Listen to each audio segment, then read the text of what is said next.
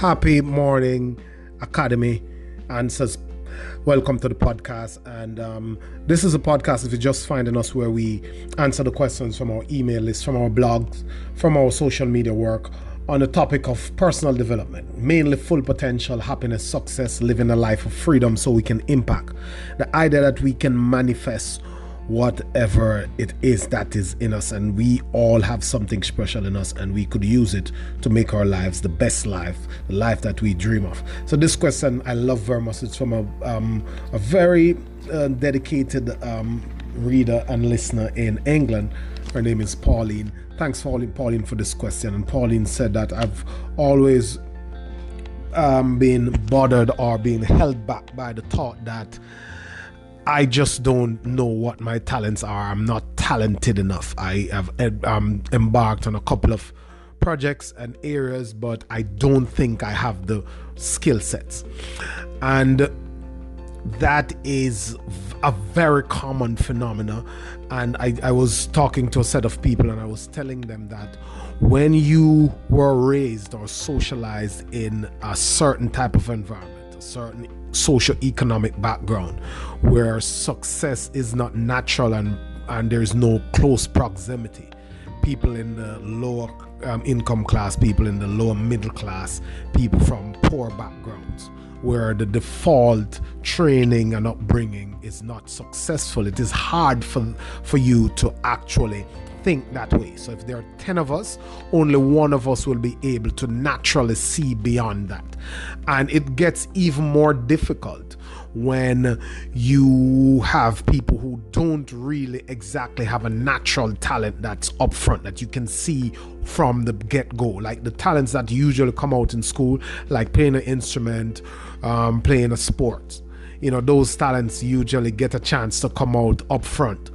And many other areas people are not exposed to, so they don't know that they're talented. So we usually zero down talent to something that we can immediately identify since we're younger and we see around us. So someone is good at probably numbers, and the other guy is good at running, or the other guy is good at some sporting activity, football, cricket, basketball, baseball. Then that is immediately identifiable. One person can sing, has a good voice, and then you can know that upfront. And there are three reasons why we are so locked into this mindset, and there's three things really happening here, and I'll tell you those three things, but I'll use a story to kind of illustrate it for you, and as I often use stories. And there's a story of a pottery teacher who split his pottery class in half. They're using clay to make stuff. That's who a potter is. So the first half, she told the class, you will spend the semester studying pottery, planning, designing, and creating the perfect pottery. At the end of the semester, there will be a competition to see who has the best piece of work. On the other half, she said that all you'll do for the semester is that you'll just make pots. Just come in whenever it's class time, there's a clay, there are the machines, and you are going to just make pots. That's all you are going to do. So the semester begins, and one set of people was making pots, the other set of people was studying the whole art of pottery and spending their time getting into the depths and the detail and how it's done and all that stuff. The first half of the class just start to plan and study, and that's what they're doing, to just learn that. And in the second half now, they worked on those pottery, make those things all semester. At the end of the semester, both halves were invited to enter their most perfect pots in the competition. So one was studying so much, doing the work, doing all the background, and trying to come up with one specific piece of art that would be the perfect one. And in the other group now, we're just making pots. No attention to detail, no worrying about how the craft works and what makes the best pottery and all that crap. They were just making the thing. When the pieces of work came in, one presented their finest piece. That's the first half of the class. The next half of the class presented all their pottery. They bundled them up into one, and they asked a judge to pick out which one, single out which one was the best pot. It turns out that the guys who were making pots, weren't studying anything, just making pots, were the winners. They had a piece there that was selected as the best piece of art. And I'll tell you, and I'll just put it up and wrap it up for you, what exactly happened here. Let me tell you what happened. Talent is something you have naturally. Skill is something that you develop by beating hours upon hours on your craft. Talent is good. Whatever you get as a talent, look at a Michael Jackson, look at a Usain Bolt. That's a talent. You probably have that predisposition. Every one of us have a predisposition in us. And I'll just qualify that to tell you that people who are stars, celebrities, sports people, athletes, and those types of people make up 1% of the successful people in the world. So it's not the only thing you can do to be successful. Just get that out of the way. Okay. So talent is something you have naturally. It's good. You're good at it. People identify it. Once you start to get out into the world, you realize that good is the enemy of great. Because there's somebody either with that same talent or predisposition to do something who has put in hours of work in it.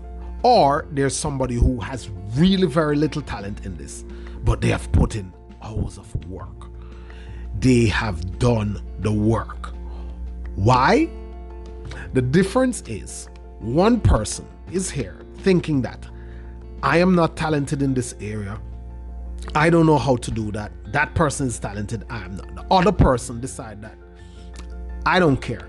I like this. I am going to work at it every single day.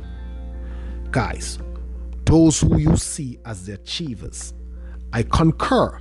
They might have natural predispositions. Like, for example, a Kobe Bryant who said that when he was growing up in Europe, all they were playing is soccer. We all know that Europe plays soccer, not basketball.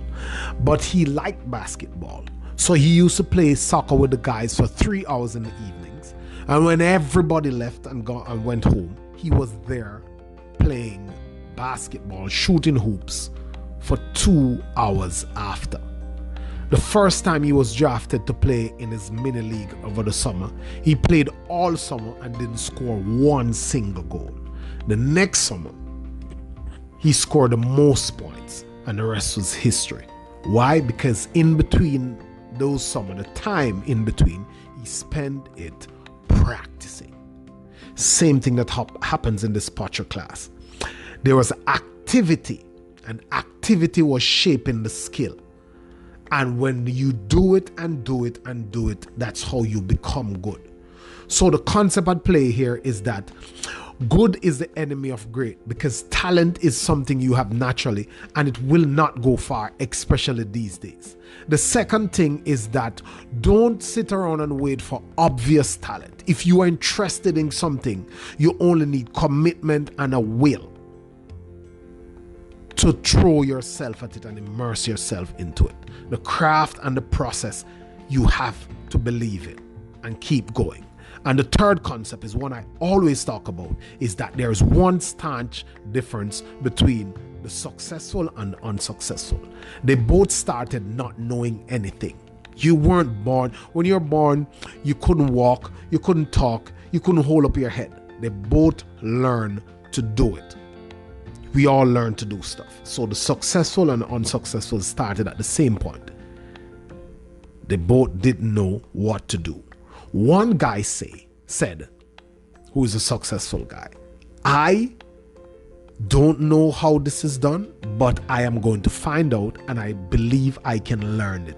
And I'll find the people and methods, and I'll commit to learning it. The other guy say, I can't do it. I'm not talented. I don't know how to do it. And he stays stuck. That's the only thing that is happening here. So forget your talent. Let's hear about your interest and your commitment, because discipline, commitment, and will beat talent every day. The best singers are the biggest singers in terms of wealth and notoriety and records sold. are not the best or most talented ones. The best players on a sports team are usually not the most talented ones. The best ones, the ones who reach great, are the ones who are willing to put the hours and the commitment and to stick it through until they figure it out, who are committed to mastery, who understand that mastery is about throwing in my first 10,000 crappy hours to ensure that I move from good to great. Thank you, guys. Reach out to me on loanmotivatorcar@gmail.com, loanmotivatorcar on Instagram. Always a pleasure. Thank you.